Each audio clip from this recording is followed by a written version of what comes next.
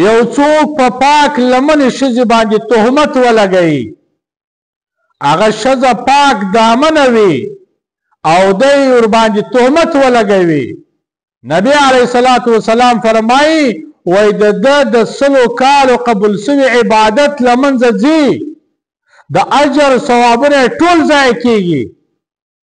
مثلا یو سړی راولاړ شي په یو زنانې باندې، په یو نجلۍ باندې د زنا تهمت ولګوي، حالانکې هغه زنانه هغه زنا کړې نه وي، دور باندې تهمت لګولی وي، نو جناب رسول الله صلی الله علیه وسلم فرمایي وایي د 100 کالو قبول سوي عبادت یې ضایع کېږي.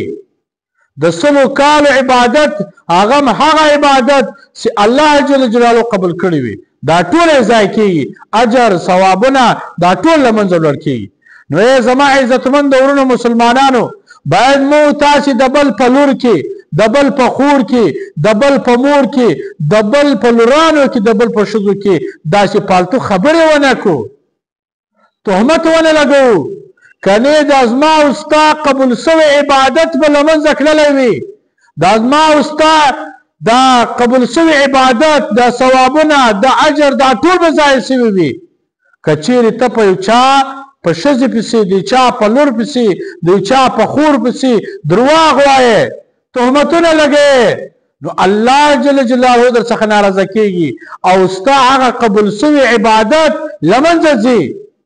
ځکه دا په حدیث کې راغلی دی، نبی کریم صلی الله علیه وسلم فرمایي وایي که یو سړی په پاک دامنې ښځې باندې تهمت ولګوي، هغه ښځه پاک لمنه وي، دی ورباندې تهمت ولګوي، الله جل جلاله د ده هغه عبادت چې هغه قبول سوی وي، د 100 کالو عبادت قبول سوی عبادت وي، دا ټول ضایع کېږي، دا ټول الله جل جلاله ورختموي.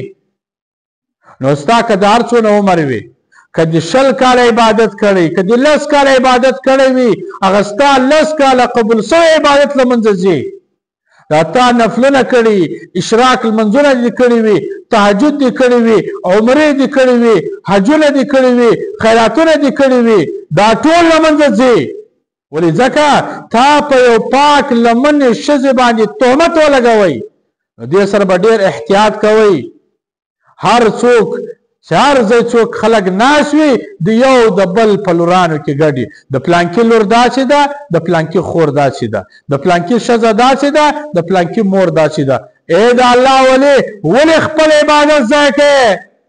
ولې خپل هغه عبادت چې هغه الله جل جلاله در څخه قبول کړی وي او هغه عبادت یې ضایع کېږي؟ چې ته راولاړ چې په پاک لمنې ښځې باندې تهمت لګوې، ستا هغه عبادت، کوشش چې تا کړی ده، زحمت چې تا په دین کې کړی ده، د شپې به ته راپورته کېدلې، تا به تهجد لمونځونه کول، د اشراق لمونځونه به دې کول، نفلونه به دې کول، د قرآن شریف تلاوتونه به دې ویل، او د الله جل جلاله هغه قبول سوی عبادت سره تا څخه قبول کړی وي، هغه ټول د څه ضایع کېږي. نو ولې داسې کوې؟ د بل چا په خور، په مور، په لور کې نو پالتو فضول خبرې مه کوه، دا ستا تاوان ده. په خپل ګریوان کې وګوره،